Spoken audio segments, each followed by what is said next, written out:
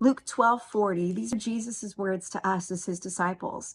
He says, "You also must be ready, because the Son of Man will come at an hour when you do not expect him." It's this idea of Jesus saying, hey, be alert, because the Son of Man will come when you're not expecting him. And I remember reading this as a girl, and I will admit there's a little bit of fear attached to this verse when I would read it. You know, it almost was this idea of like, God's always watching, you better be on your best behavior.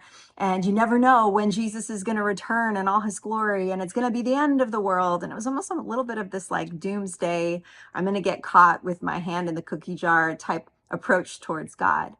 But as I've gotten older, I've been able to see that this is not a verse that should strike fear in my heart or anxiety, but one that should spark hope of promise fulfilled, that in my present and in the world that we're living in, that in so many ways is broken and filled with darkness, I can still have hope in the present because I know that Jesus will one day return in all his glory, that I know that he is true to his word, that he is faithful. And it's this hope that allows me to engage in the present with an alertness, with this prayerful expectation to say to God every day, God, how do you want to use me? What are you doing? Let me be a part of your kingdom work.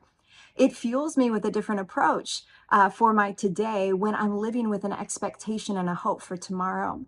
And that's my prayer for you, is that as you reflect on this verse, that whatever your present circumstances look like, whatever the state of the world is in, that we would take heart, that we would have hope, that our hope would be grounded in Jesus and his promises fulfilled in our lives, and that we would every day have an alertness ready to be used by God.